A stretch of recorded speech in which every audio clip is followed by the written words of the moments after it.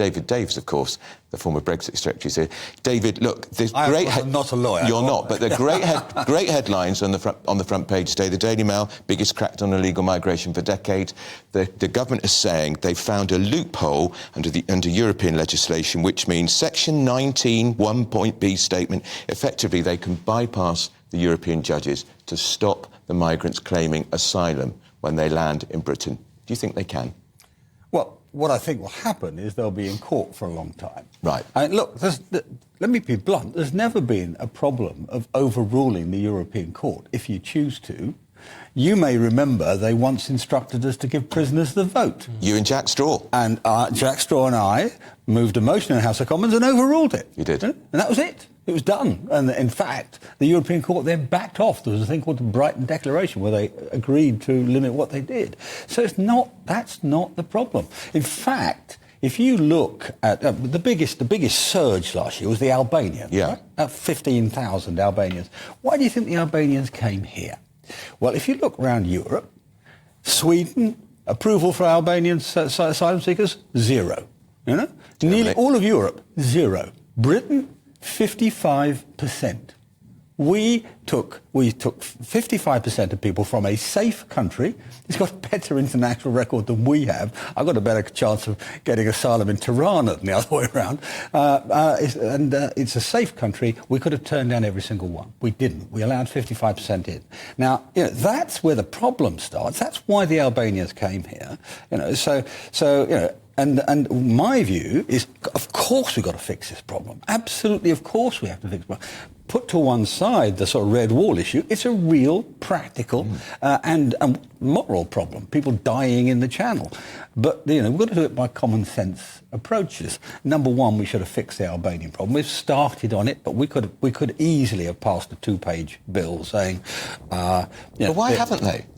That's a very good question. I don't know the answer to that. I wrote to Rishi in early December last year with 50 MPs behind me, eventually 100 signed up on it, saying, look, just pass this law and that will at least drop by 1/3 the problem. Because the second problem you have is the Home Office itself can't cope. You know, your viewers, those who are working, will think to themselves, we'll look at the statistic for the clearance rate of the case officers. Case officers now clear 1.4 cases a week. You know, it used to be 30 or 40. You know, 1.4. What are they doing? You know, even our immigration lawyer who was here yesterday said you can process an application in half a day. Yeah. Each person should be able to do it. Yeah. Has it slowed down because more people are working from home? Perhaps if you're walking the dog in the morning whilst checking your messages, it's not quite as easy to be as efficient. Yeah. Well, there is a problem. It's certainly over the course of coronavirus, when a lot of civil servants went to working from home, it did drop dramatically. Yeah. So that may well be one component. But you know, the other difficulty is that the Albanians, I think we can solve fairly quickly. The other 2/3 are Afghans. Now, what do you do with somebody who's been an Afghan interpreter for the British Army? If he's caught by the Taliban, will be murdered, and his family will be murdered with him.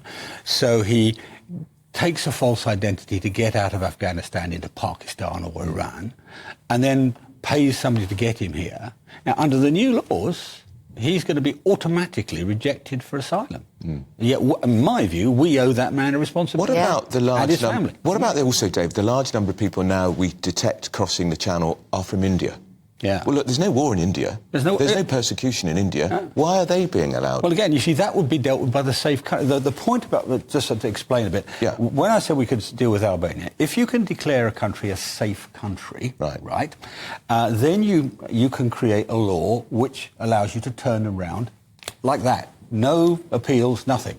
Now, why do I say that? Because Sweden have already done it. Sweden, you know, social democratic, civilised, you know, nice, upright Sweden has done it. And how did they do it? They looked at the international courts, which is why this is all funny in the papers this morning. They looked at the international court case law and designed their law around it.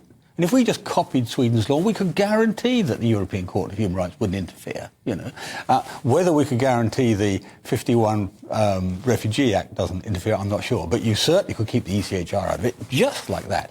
And with countries like India, absolutely, you could declare them a safe country. They're a democracy. They've got flaws, as all of us have, but they're a democracy with the rule of law, and so that's not a dangerous country. Yesterday, David, we were talking about the lack of will, apparently, to stop the people traffickers before they push off from the shore. Yeah.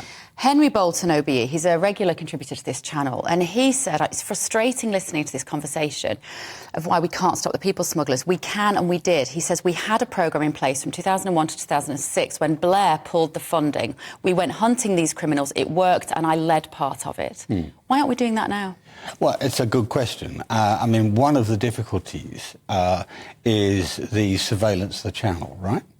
Now, ironically, the European border agency, Frontex, employs a British company from Lincolnshire to surveil the entire Mediterranean. They do a fantastic job. These aircraft with synthetic aperture radars and thermal and great big cameras and so on, can pick up people and groups of mobile phones and so on from 15 miles away, right?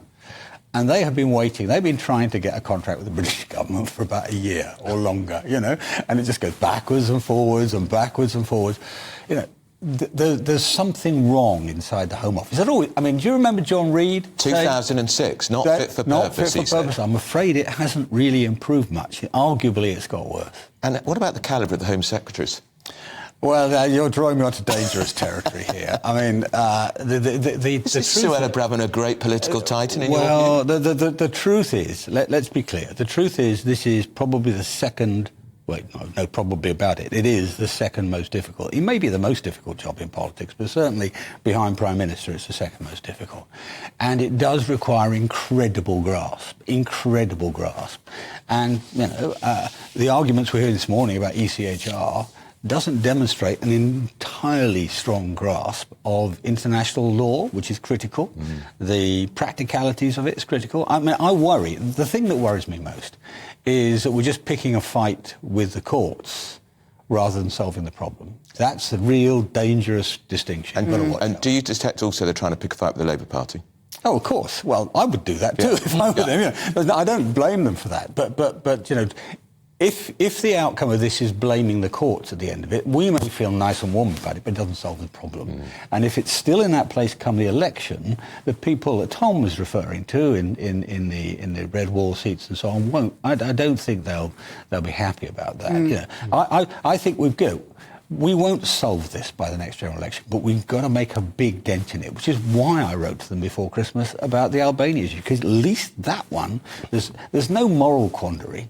At all. Did you get a reply from the Prime Minister? Well, the Prime Minister said he'll take up the issue. And to be fair to him, they did lean on the Albanian... Well, they talked to the Albanian government. And they've got a sort of better deal. And there has been a bit of a dip.